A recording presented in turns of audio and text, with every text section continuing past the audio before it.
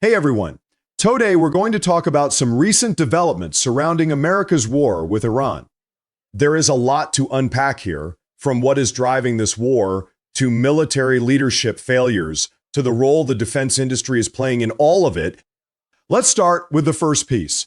The U.S. State Department recently published a legal document that states in black and white that one of the legal justifications for America's involvement in the Iran conflict is collective self-defense carried out at Israel's request.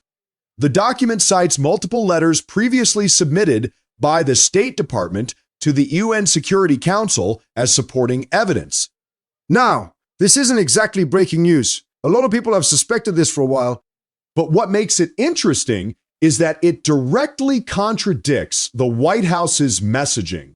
Trump has repeatedly stated on social media that Israel did not convince him to fight this war, that his decision stems from a lifetime of opposing Iran's nuclear ambitions, and yet the official document put out by his own State Department tells a completely different story. There is another detail worth noting. The war was reportedly set in motion after the 11th of February meeting between Trump and Netanyahu in the White House Situation Room. More importantly, Trump himself told the Times of Israel that ending the war would be a decision he and Netanyahu would make together. Think about that for a second. The president of a sovereign nation saying that ending a war fought by American troops requires a joint decision with the leader of another country. Regardless of how you view the special nature of the U.S.-Israel relationship, that phrasing alone is highly unusual. Now let's talk about the actual cost of this war. So far, at least 13 American service members have been killed. The most notable incident occurred in Kuwait, where 6 U.S. troops were killed when an Iranian drone struck a command and control trailer. In the aftermath, several Democratic senators sent a sharply worded letter to Defense Secretary Pete Hegseth. The core accusation: the Department of Defense failed to provide adequate protection for troops stationed in the Middle East, despite knowing full well the risk of Iranian drone retaliation. According to post-incident investigations, the trailer those soldiers were in was surrounded by nothing more than 6-foot concrete barriers. The kind designed to stop mortar fire during the Iraq and Afghanistan era, essentially useless against drones. And yet, Hegseth said in a press conference after the attack, "We have spared no expense in deploying all counter-drone systems." The senator's letter and the actual investigation findings cast serious doubt on whether that statement holds up.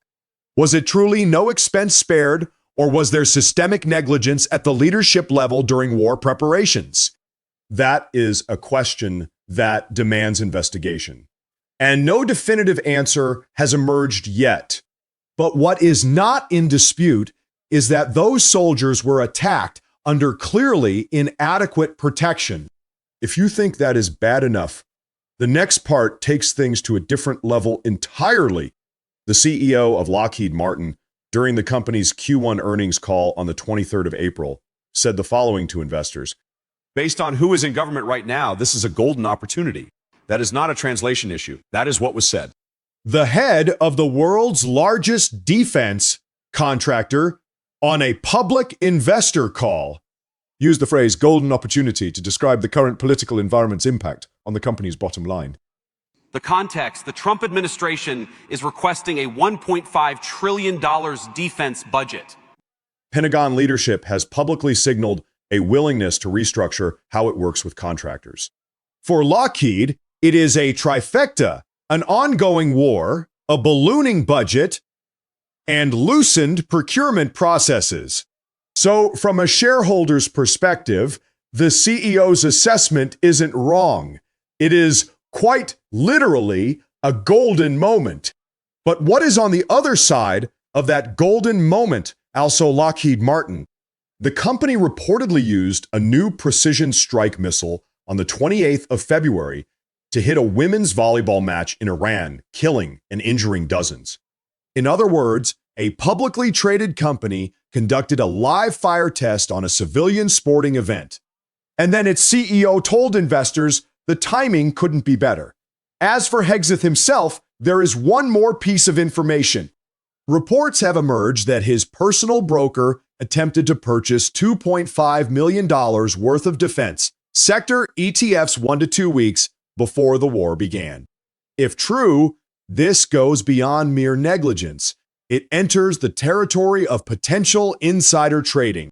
Of course, attempted to purchase and completed the transaction may not be the same thing, and this still needs further reporting to confirm.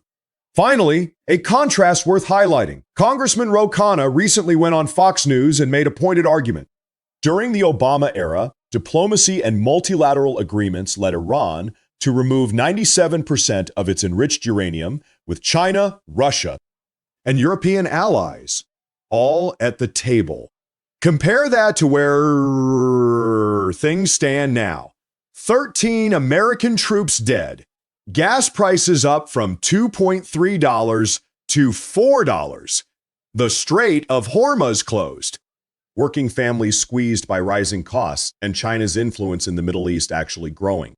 Khanna's exact words: Trump's entire foreign policy is just listening to Netanyahu. The American president should be the one calling the shots in this country.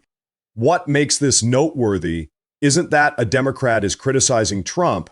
That is nothing new. It is where he said it, on Fox News, the home turf of Republican voters. And the data he cited, 54% of Republicans also believe the war should be ended through negotiation. Anti-war sentiment isn't the exclusive domain of one party. It is spreading across partisan lines. From the outside looking in, the picture this whole situation paints is actually quite familiar. A war whose motivations are questioned, with official statements contradicting actual documents. A disturbing gap between the safety of frontline troops and the preparedness of leadership. A defense industry openly expressing excitement about profiting from the conflict. And decision makers who may have personal financial stakes in the outcome. Take any one of these elements on its own, and you can argue, question, or say the evidence isn't conclusive enough. But when all of them show up at the same time, in the context of the same war, it becomes very hard not to ask a more fundamental question. Who is this war actually for? The answer probably isn't black and white. But at the very least, asking the question is far more valuable than accepting any side's narrative without a second thought. All right, that is it for today. See you in the next one.